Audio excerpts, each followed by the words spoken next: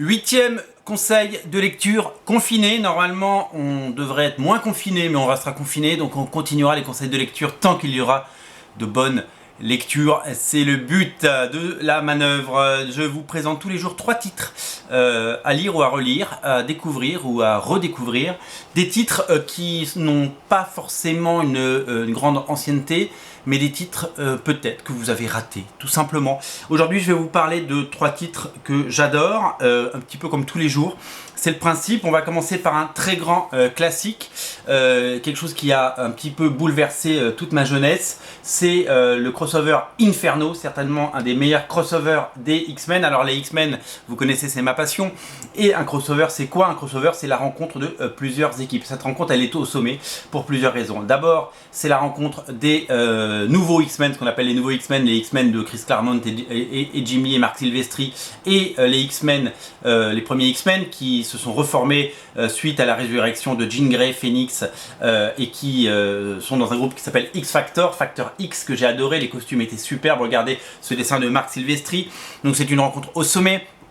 On pensait les X-Men morts, les X-Men avec les X-Men du haut, la Tornade, bien sûr, Wolverine, Havok, on les pensait morts. Ils ne l'étaient pas du tout, et ils étaient tout simplement, ils étaient basés en Australie, vous le savez, et il y a vraiment eu des choses absolument incroyables qui ont été réalisées à cette époque, et ils vont se rencontrer puisque la Terre va être envahie à la fois par la Reine Démon, mais par des gobelins et par une puissance maléfique qu'il va falloir combattre. Donc évidemment, ils vont s'affronter comme tout bon crossover au début, et ensuite ils vont s'unir et surtout se reconnaître.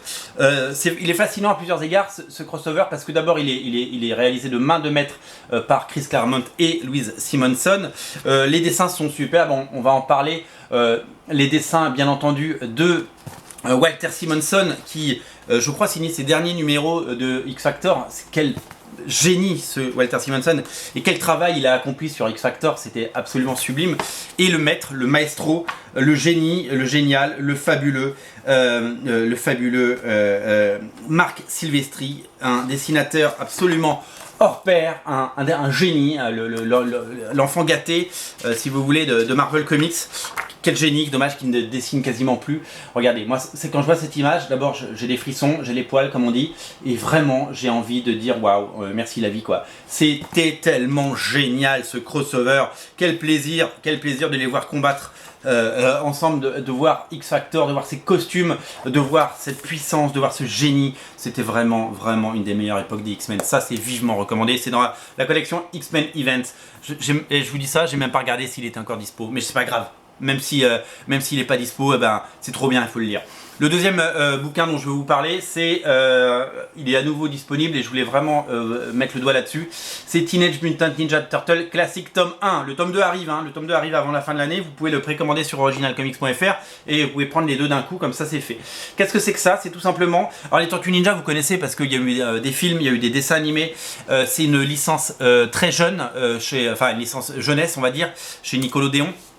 Et ils en ont fait quelque chose de très grand public avec les films, avec les séries télé très connues des années 90, avec le ligne de jouets et tout ça.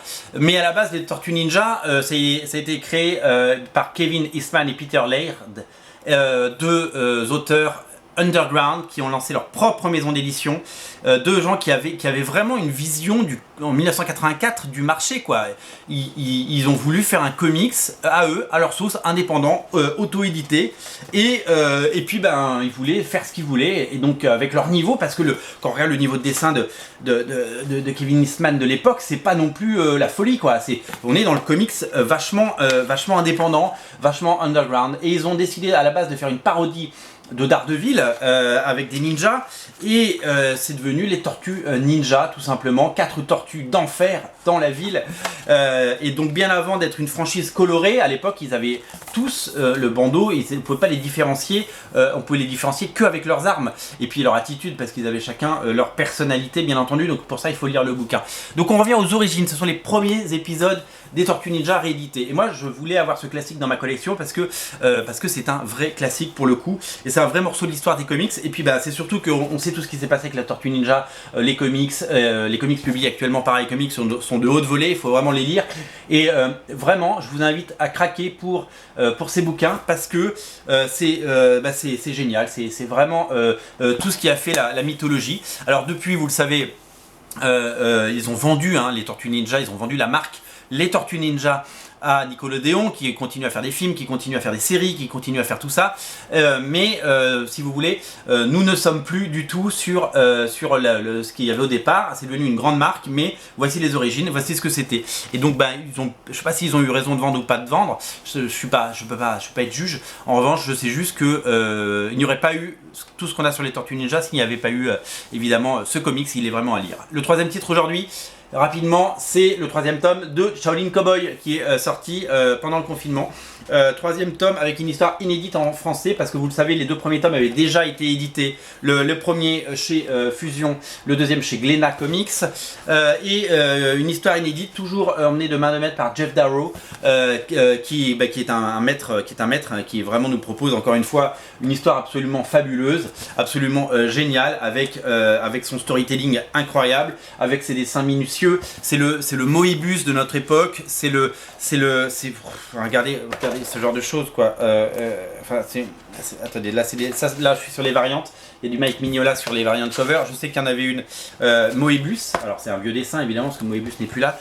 Mais voilà, énormément de génie. Voilà, c'est à découvrir vraiment. C'est à découvrir chez Futuropolis. Si vous aimez Shaolin Cowboy, c'est à découvrir. C'est vraiment un univers fou. C'est un univers délirant. C'est un univers génial et c'est un univers vraiment d'une richesse folle. Voilà, je vous invite à craquer pour Shaolin Cowboy. C'est tout simplement fabuleux. Voilà, je vous invite à le lire parce que vous allez prendre une claque graphique, une claque. C'est drôle, c'est fun, c'est riche, c'est malin. Il y a plein de choses. Voilà, craquez pour cette merveille. C'est disponible sur originalcomics.fr comme les 3 titres que je vous ai présentés aujourd'hui. À demain pour de nouvelles lectures confinées. Salut!